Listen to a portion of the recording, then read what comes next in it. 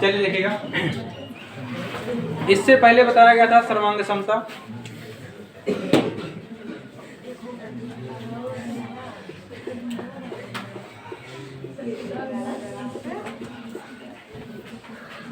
सर्वांग समता में बताया गया था आप लोग को कि जब एक आकृति किसी दूसरी आकृति को, जब एक आकृति किसी दूसरी आकृति को पूरी पूरी ढक लेती है तब उसे कहते हैं क्या? सर्वांग समता। अब लेकिन यहाँ हमें पढ़ना है समरूपता। समरूपता आखिर क्या होता है, क्योंकि आपका पूरा चैप्टर ही इस समरूपता पे डिपेंड है, इसी पे आधारित है। देखिएगा आखिर समरूपता क्या होती है। सम का अर्थ होता है समान, और रूपता का मतलब होता है आकार या रूप। यहाँ आकार नहीं बल्कि रूप है, समान रूप। देखिए ऐसी आकृतियां जो देखने में बिल्कुल एक जैसी हों, ऐसी आकृतियां जो देखने में बिल्कुल एक जैसी हों उसे कहा जाता है समरूप। लेकिन ध्यान देना, दोनों एक ही साइज के नहीं रहेंगे। जैसे यहाँ देखिए एक वृत्त है, यहाँ भी एक वृत्त है, दोनों की क्वालिटी है, ये भी वृत्ताकार है, ये भी वृत्ताकार है, ये बड़ा है, ये छोटा है चीज बिल्कुल वही। जैसे बताए थे उस दिन कि अगर जैसे दुकान पे गए, साबुन लेना था, अब साबुन कहे कि हमें लक्स वाला साबुन दे दो, लक्स वाला। अब पूछेगा लक्स वाला चाहिए तो 10 वाला चाहिए या फिर 5 वाला। देखिए 10 वाला बस इतना बड़ा रहेगा और 5 वाला इतना बड़ा रहेगा। लेकिन देखिए लक्स ए भी है, लक्स ए भी है, जो क्वालिटी इसमें है वही क्वालिटी इसमें भी है, जो जो सामान इसमें मिलाया गया है वही सामान इसमें मिलाया गया है। बस अंतर क्या है, ये बड़ा है, ये छोटा है। कई सामान लेने जाते हैं लड़कियों के लिए, फेयर एंड लवली, हाँ नहीं लगाते हो? लड़के भी लगाते हैं। हाँ ठीक ठीक।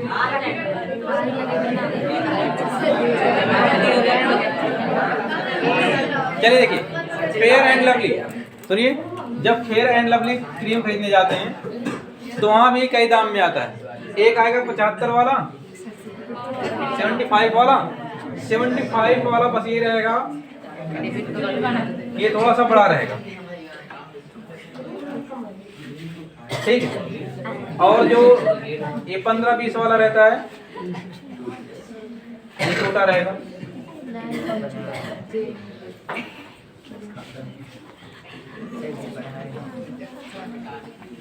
तो देखिए ये 20 रुपए वाला है और ये कितने वाला है, 75 वाला। देखिए दोनों में क्वालिटी वही है, जो सामान इसके अंदर है वही सामान इसके अंदर है, जो बाहरी रूपरेखा इसकी है वही अंदर इसकी भी है। बस ये है कि ये वाला थोड़ा सा बड़ा रहेगा और ये वाला क्या हो जाएगा, थोड़ा सा छोटा, तो वही कहलाएगा समरूप। यानी अगर एक आकृति की क्वालिटी किसी दूसरी आकृति की क्वालिटी से बिल्कुल मिलती जुलती है, बस दोनों का आकार समान ना हो, केवल क्वालिटी मिले, जो क्वालिटी इसमें है, इस आकृति में जो क्वालिटी है, अगर वही क्वालिटी इस आकृति में भी है तब ध्यान देना वो समरूप कहलाएगा।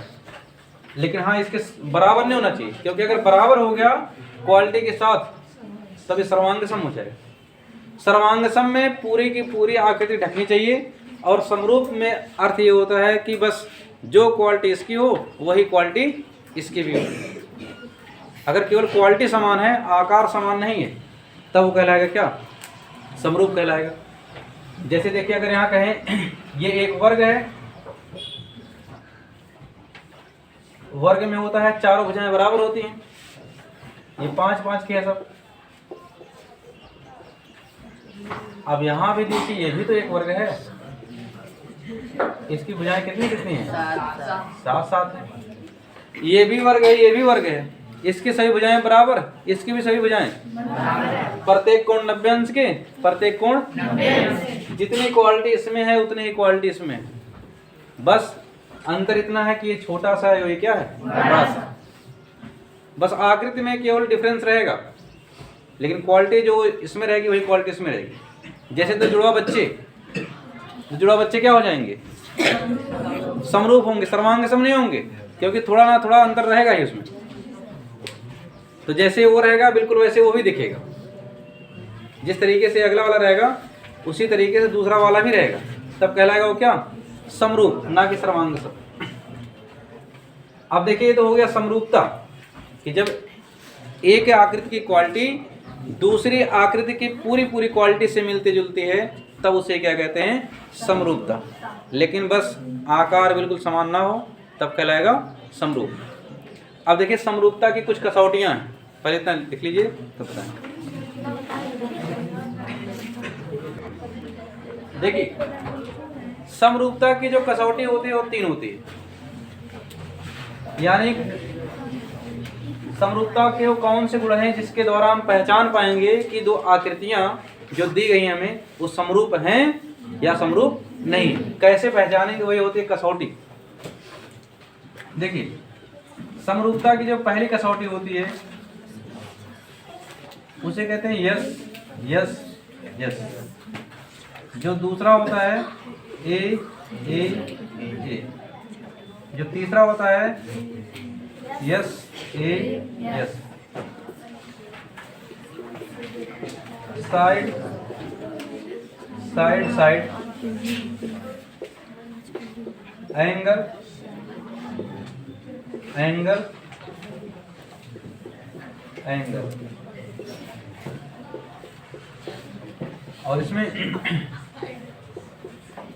साइड एंगल साइड,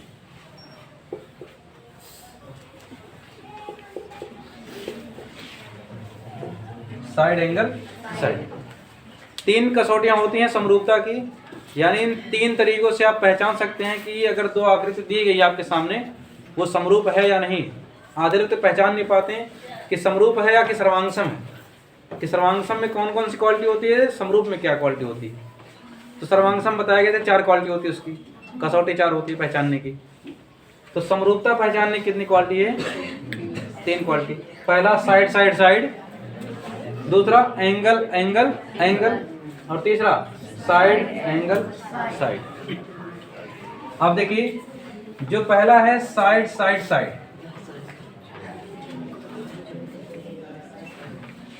अब हम समझते हैं कि कैसे पहचानेंगे कि समरूप है या नहीं। और ध्यान देना ये जो साइड साइड साइड है ये होना चाहिए अनुपातिक। क्या होना चाहिए, अनुपातिक।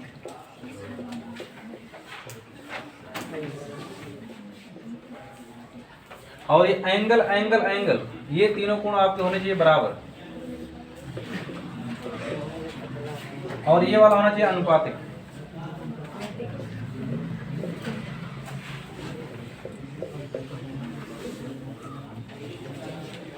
ये 3 क्वालिटी होती है।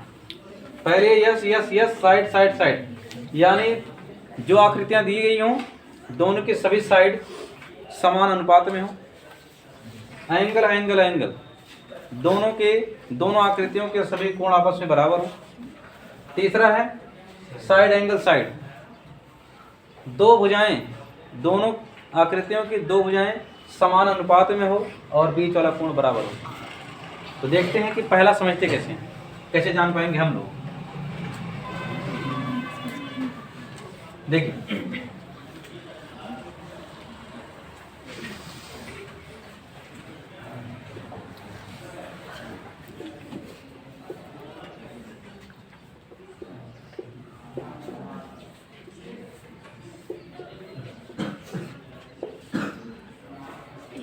यहाँ एक त्रिभुज है ABC और यहाँ एक त्रिभुज है PQR।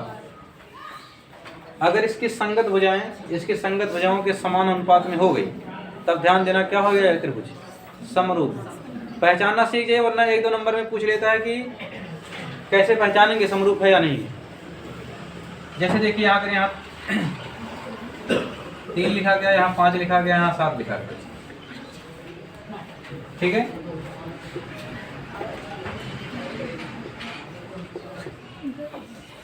ऐसे लिख दिया गया। कहेगा दोनों आकृति बताइए, इसमें उल्टा थोड़ा लिख दिए।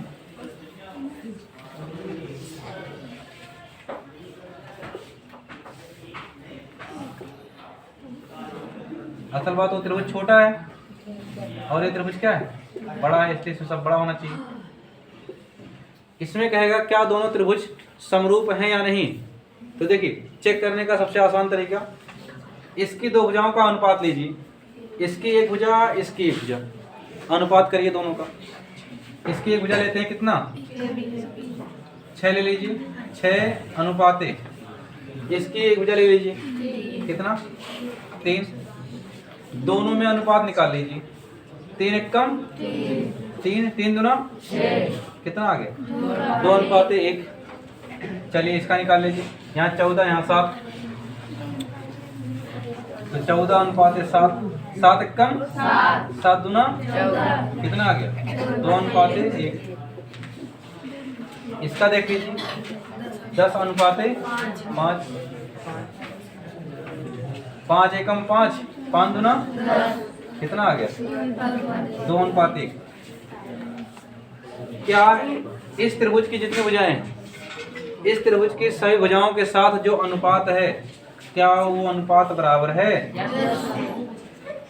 अगर अनुपात बराबर है तो ध्यान देना दोनों त्रिभुज क्या हो जाएंगे, समरूप हो जाएंगे।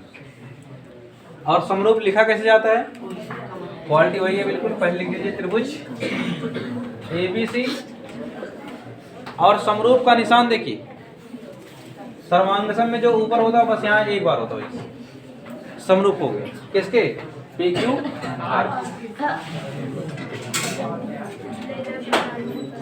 ये त्रिभुज हो गया समरूप।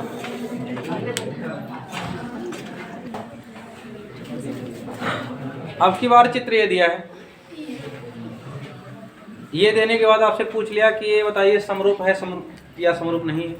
देखिएगा समरूप निकालने के लिए सबसे पहले हमें करना पड़ता है कि पहला पॉइंट देखते हैं कि जो तीनों भुजाएं हैं इस त्रिभुज की, अगले त्रिभुज की तीनों भुजाओं के साथ समान अनुपात में है या नहीं। तो देखिए इसका 10 पकड़ लीजिए, इसका कितना 5 कर दीजिए, 10 अनुपात कितना 5, 5 एकम 5 दूना कितना हो गया, 2 अनुपात 1। यहाँ का 16 देखिए, यहाँ का 8, 16 अनुपात 8, 8 एकम 8, 8 दूना 2 अनुपात 1। इसका 18, इसका 9, तो 18 अनुपात 9 एकम 9 दूना 2 अनुपात 3। क्या तीनों भुजाओं में समान अनुपात है? अगर तीनों भुजाओं में समान अनुपात है तो ध्यान देना दोनों त्रिभुज क्या बन जाएंगे, समरूप। क्लियर है? और अगर समरूप नहीं करना रहता, यही एक आध भुजा चेंज कर देता, जैसे यहाँ 8 लेके यहाँ 7 लिख देता। क्या आप बताओ समरूप है कि नहीं समरूप? तब समरूप नहीं हो पाता, किसी को कहीं भी रख दीजिए समरूप नहीं होगा। क्लियर है? अब देखिए दूसरा,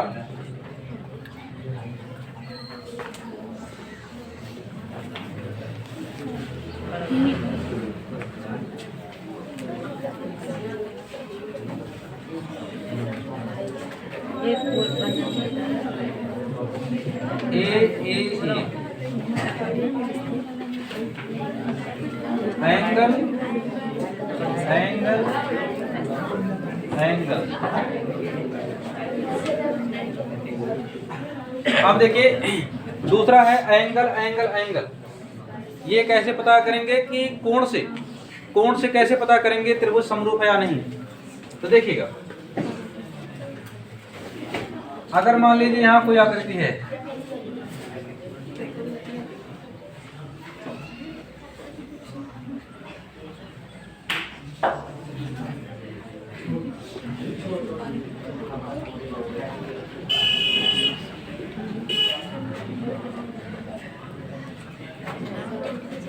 अगर कह रहा है कि एंगल एंगल एंगल, यानी इस त्रिभुज में जो तीनों कोण हैं जितने जितने के हैं, सुन लीजिए ध्यान से, इस त्रिभुज में जो कोण जितने जितने अंश के हैं, जैसे यहाँ मान लीजिए अगर ये 60 का हो गया, ये भी 60 का हो गया, ये भी 60 का हो गया, क्या सभी कोण बराबर हैं?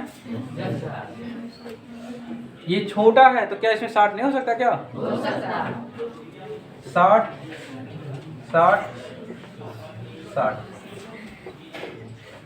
इस त्रिभुज में जो कोण थे क्या वही कोण इस त्रिभुज में भी हैं? है कि नहीं है? यानी जो क्वालिटी इसमें थी वही क्वालिटी इसमें भी आ गई। अब दोनों त्रिभुज क्या बन जाएगा? समरूप। अब मन में एक विचार आ रहा होगा कि हमेशा ही कुल बराबर रहे, तो ऐसी कोई बात नहीं है, बराबर नहीं। देखिए कोण को ऐसे भी कर सकता है,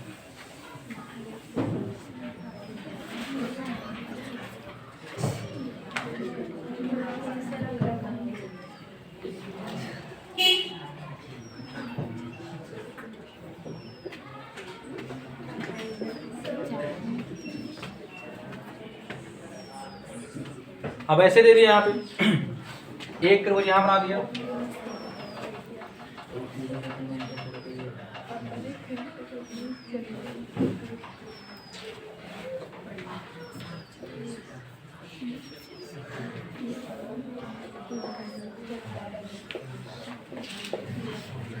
आपसे मतलब नहीं है कि कहाँ पे कौन सा दिया है। जैसे यहाँ 50 दिया है तो आपको बस ये देखना है क्या इसमें 50 है कि नहीं है। इसमें 100 है, इसमें 100 है कि नहीं 100, इसमें 30 है, क्या इसमें भी 30 है? यानी जो जो कोण इसमें रहेंगे अगर वही वही कोण इस वाले त्रिभुज में भी आ गए तो ध्यान देना दोनों त्रिभुज क्या हो जाएगा? समरूप हो जाएगा। लेकिन क्या ये आकृति इस आकृति के बराबर है? नहीं, आकृति बराबर नहीं रहेगी, बस इसकी जो क्वालिटी रहेगी अंदर वाली, इसकी क्वालिटी क्या रहेगी? बराबर। तब वो कहलाएगा क्या? समरूप। लिख लीजिए दूसरा वाला।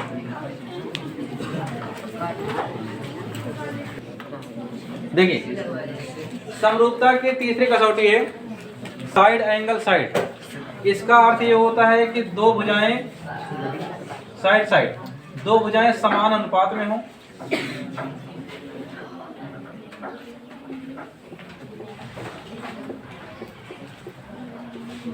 और जो दो भुजाएं समान अनुपात में रहेंगी उसी के बीच का कोण बराबर होना चाहिए।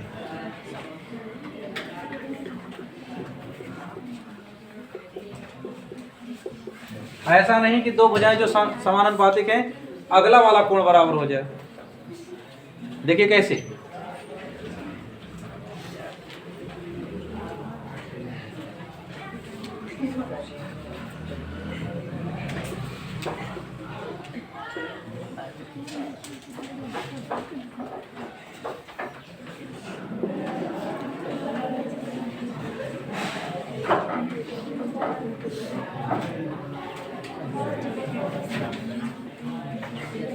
जैसे देखिए ये भुजा दिया है 9, ये भुजा दिया कितना?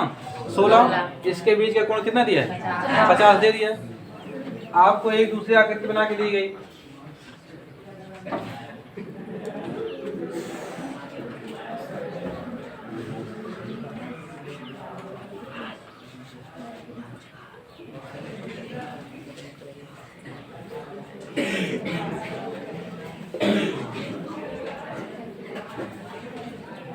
ये आकृति बना के दी गई।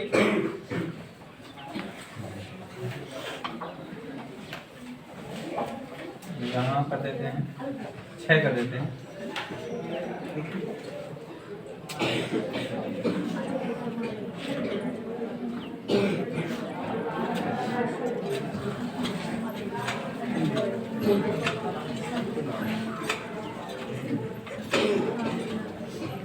यहाँ कितना कर देते हैं? 50। अब देखिए ये भुजा की लंबाई 6 है, इस भुजा की लंबाई 16 है और बीच का कोण कितना है? 50। यहाँ भी देखिए कोण 50 हुआ है। ये लंबाई कितनी है? 12। ये लंबाई कितनी है? 32। तो एक चीज तो हमें मिल गया कि जो बीच का कोण है वो क्या है? बराबर तो है। अब देख लेते हैं जो इसकी भुजाएं हैं क्या वो भुजाएं भी समान अनुपात में हैं? तो 6 अनुपात कितना कर लीजिए? 12, 6 कम 6, 6 दूना 1 अनुपाते 2। यहाँ का लीजिए 16 अनुपाते कितना 32, 16 कम 16, 16 दूना कितना आ गया 1 अनुपाते, यहाँ भी 1 अनुपाते 2, यहाँ भी 1 अनुपाते 2। दो भुजाएं अनुपातिक हैं बिल्कुल, और बीच का कोण क्या है बराबर है। क्लियर। अब लेकिन बात यह है कि अगर जैसे यहाँ कोण 50 था, कोण अगर यहाँ का 50 दे देता, अगर ये 50 देता, तब बताइए अनुपात समरूप रहता कि नहीं रहता। इसमें कहा गया है कि दो भुजाएं अनुपात में हो, ये भुजा और ये भुजा दोनों समान अनुपात में हैं, उसी के बीच का कोण बिल्कुल बराबर होना चाहिए, ना कि अलग से। तो यहाँ देखिए अलग, ये अलग से हो गया, इसी के बीच का कोण होना चाहिए। तो 50 यहाँ नहीं, 50 कहाँ होना चाहिए यहाँ पे होना चाहिए। अब ये क्या बन जाएगा समरूप हो जाएगा। दो भुजाएं जो अनुपातिक हैं, अब उन्हीं के बीच का कोण क्या है बराबर है, तो समरूप हो जाएगा। लिखिए, बात समझे कि नहीं समझे। देखिए समरूप पहचानने के लिए दो आकृति आपके सामने दी गई है। फिगर नंबर 1, इसमें देखते हैं यहाँ की लंबाई दी है 2, यहाँ की लंबाई दी है 3, और इसके बीच का जो कोण दिया कितना है 90। पता नहीं ये नहीं बनाया से, इसका मतलब समकोण होता है 90 अंश है। यहाँ देखिए इसकी लंबाई कितनी दी है 4, इसकी 6, बीच का कोण कितना दिया है 90। अब देखिए पहले देख लेते हैं अनुपात में है कि नहीं। बीच का कोण बराबर है, ये कोण इस कोण के बराबर है। अब देखते हैं कि अनुपात में है कि नहीं। देखिए ये भुजा 2 है, ये भुजा 4 है, 2 अनुपाते 4, 2 1 कम 2, 2 दूना 1 अनुपाते 2 के अनुपात में आ गया। यहाँ 3, यहाँ तो 3 अनुपाते 6 कितना आ जाएगा 1 अनुपाते 2। दोनों में समान अनुपात है, बीच का कोण बराबर है, समरूप बन जाएगा। जरा यहाँ देखिए 4 दूना 8, 5 दूना 10, समान अनुपात में है। यहाँ कोण कितना है यहाँ भी कोण कितना है समरूप है नहीं, समरूप नहीं होगा। लेकिन समरूप इसलिए नहीं होगा क्योंकि देखिए यहाँ जो दो भुजाएं बराबर हैं उसके बीच का कोण नहीं है। यहाँ जो दो भुजाएं समान अनुपात में थी उसके बीच का कोण यहाँ पे है, लेकिन यहाँ उसके बीच का कोण नहीं है, इसलिए समरूप नहीं होगा। लिख लीजिए।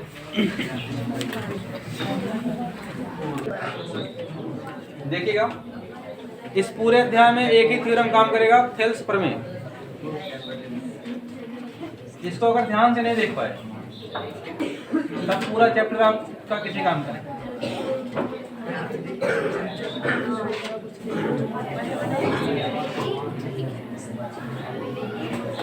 देखिए थेल्स प्रमेय होता क्या है।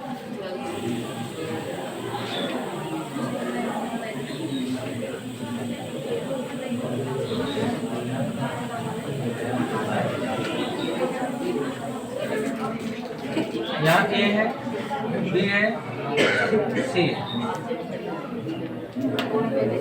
यहाँ डी है, यहाँ देखिए ई है। पढ़ने ही आए ना तो बिल्कुल शांत रहिए। देखिए ए बी सी एक त्रिभुज हो गया, यहाँ ए डी ई ये हो गया दूसरा त्रिभुज। अब हमें करना होता है कि इस त्रिभुज को, इस छोटे वाले त्रिभुज को इस बड़े वाले त्रिभुज के करना है समरूप। यानी कि जो क्वालिटी इस छोटे वाले त्रिभुज में है ए डी ई में है, वही क्वालिटी ए बी सी इस बड़े वाले त्रिभुज में भी है। तो देखिए किसी भी त्रिभुज, अगर दो त्रिभुज हैं, समरूप करने के लिए केवल दो शर्त अगर आप ढूंढ ले गए, यानी इस त्रिभुज की कोई दो शर्तें उस त्रिभुज की किसी दो शर्तों के बराबर हो जाए, तब ध्यान देना क्या हो जाएगा, वो समरूप हो जाएगा। अब देखिएगा सबसे पहले लिखेंगे त्रिभुज A B C, A B C तथा त्रिभुज ए डी ई,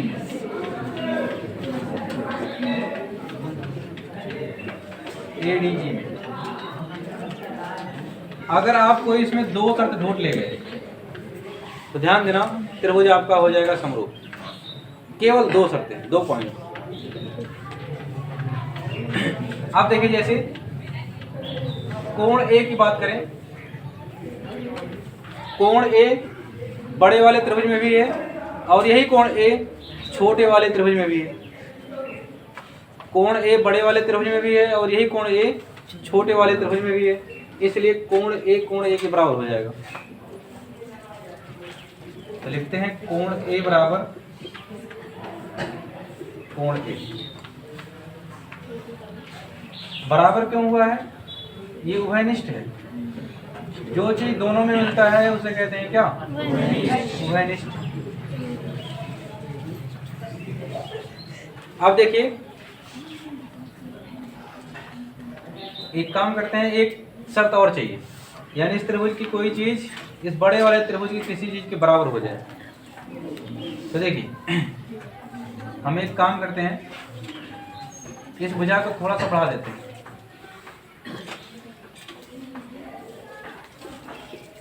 इसको थोड़ा सा बढ़ा देते हैं और ध्यान देना ये रेखा इस रेखा के बिल्कुल समांतर है। ऐसे बढ़ा के देखिए और इसको थोड़ा बढ़ा दीजिए। अब देखिए ये रेखा इस रेखा के समांतर हो गई और ये है आपकी एक तिर्यक रेखा। जब दो समांतर भुजाओं को कोई तिर्यक रेखा काटती है तो इसमें 2-3 क्वालिटी आपकी बराबर होती है। देखिए कैसे क्या होता है। अगर ये रेखा इस रेखा के बिल्कुल समांतर है, समांतर वो रेखाएं होती हैं जिनके बीच की दूरी, ऐसी दो रेखाएं जिनके बीच की दूरी हर एक स्थान पे क्या हो? समान हो, वही कहलाता है समांतर रेखा। अगर दो रेखाओं समांतर रेखाओं को कोई तिर्यक रेखा काटती है तो देखिए पहला इसके संगत कोण,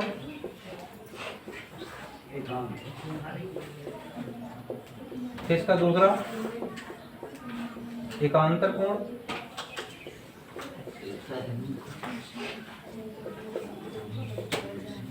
और तीसरा होता है आपका शीर्षक कोण।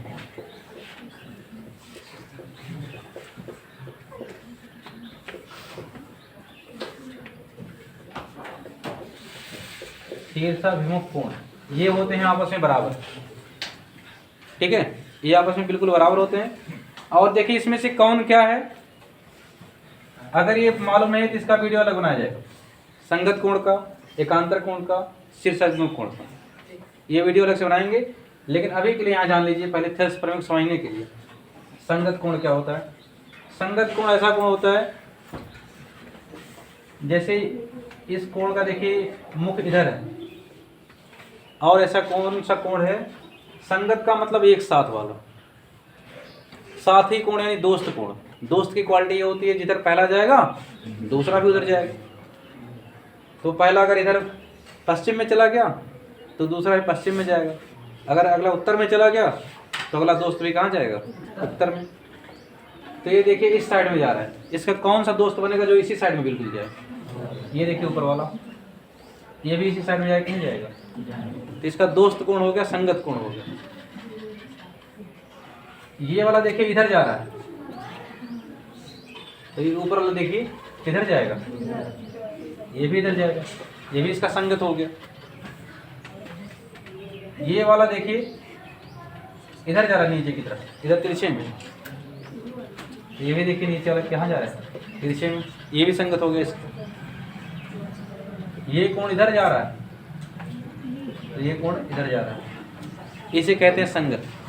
ये कोण इस कोण का संगत, ये कोण इस कोण का संगत, ये कोण इस कोण का संगत और ये कोण इस कोण का क्या है? संगत है। अब देखिए ऐसे ही यहाँ दो समांतर रेखाएं हैं, दो समांतर रेखाओं को एक तिर्यक रेखा काट रही है तो संगत कोण आपस में क्या होगा? अब देखिए ये वाला कोण ये संगत है और यहाँ ये वाला संगत है। ठीक। ये देखिए इधर देख रहा है, ये भी इधर देख रहा है, तो संगत कोण आपस में क्या हो जाएंगे, बराबर हो जाएंगे। तो पहले हम लिख रहे हैं बड़े त्रिभुज को, तो बड़े त्रिभुज में ये वाला कोण है, कैसे लिखेंगे, ABC, ABC बराबर हो जाएगा कोण किसके, इस वाले के, ADE। क्यों बराबर हुआ, संगत है। ठीक, जब दो शर्त मिल जाए तब ध्यान देना त्रिभुज हो जाता है समरूप। इसलिए त्रिभुज ABC समरूप हो जाएगा किसके, त्रिभुज ADE। तो देखिए थेल्स ने क्या कहा था, इन्होंने कहा कि यदि दो त्रिभुज आपके समरूप हो गए, आप किसी तरीके से समरूप कर ले गए,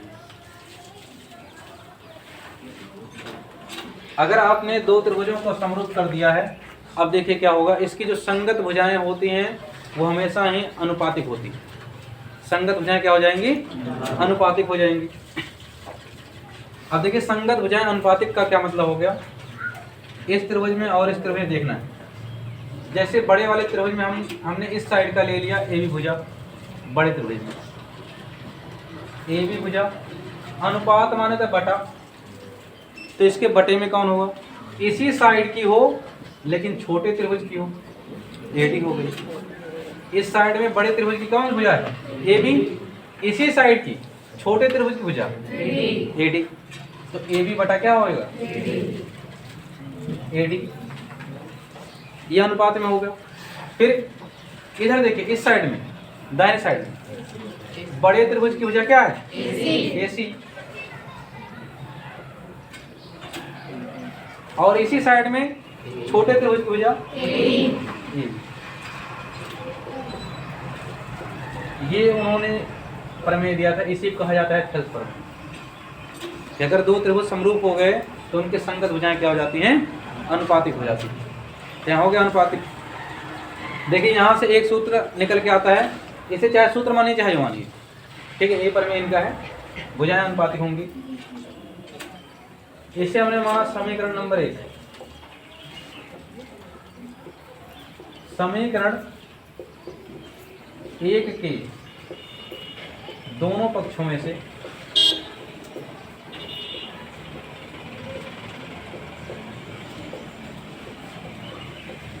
एक घटाने पर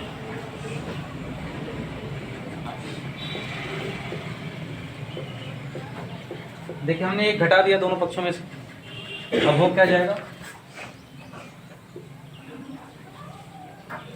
AB बटा AD माइनस 1 बराबर AC बटा AE माइनस 1। अब हल करने का तरीका ये होता है कि दोनों के नीचे कितना लगा लेते हैं, 1, दोनों का लासा ले लेंगे, हो जाएगा AD। 1 से AB में गुणा, AB माइनस AD से 1 में AD, यहाँ AC माइनस AE बटा कितना, AE। अब देखिए हुआ क्या, कह रहा है कि AB में से AD हटाइए। AB कितना है, A से लेके B तक यहाँ पूरा है, अगर इतना हटा देंगे यानी ढक देंगे, कितना बचेगा, DB, DB बटा कितना, AD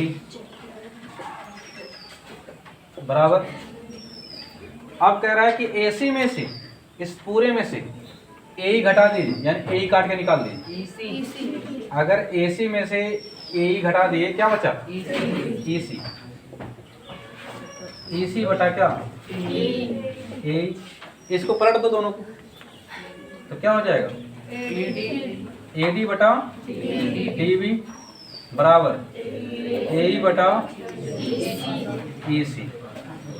तो देखिए थेल्स प्रमेय में दोनों आ जाता है, ये भी और ये भी। इसका मतलब क्या हुआ, अगर दो त्रिभुज समरूप आपके हो गए तो यहाँ AB बटा AD यानी बड़े त्रिभुज की भुजा एक भुजा और छोटे त्रिभुज की एक भुजा, तो बड़ा बटा छोटा यहाँ ए सी बटा ए, यानी फिर बड़ा बटा छोटा। लेकिन जब दोनों में से एक घटा दिया गया तब देखिए क्या हो गया, ए डी बटा डी बी, छोटा बटा छोटा ये भी होता है, और ए बटा ई सी, ये छोटा बटा छोटा है। यहाँ बड़ा बटा छोटा है, यहाँ छोटा बटा छोटा है। ये दोनों आते हैं जब यहाँ आपका कुछ क्वेश्चन दिया रहता है कि इसकी लंबाई 2 है, इसकी लंबाई 3 है, इसकी 4 है, इसकी पता नहीं क्या है, ज्ञात करिए, तब इन दोनों फार्मूले का प्रयोग किया जाता है। यही है थेल्स प्रमेय।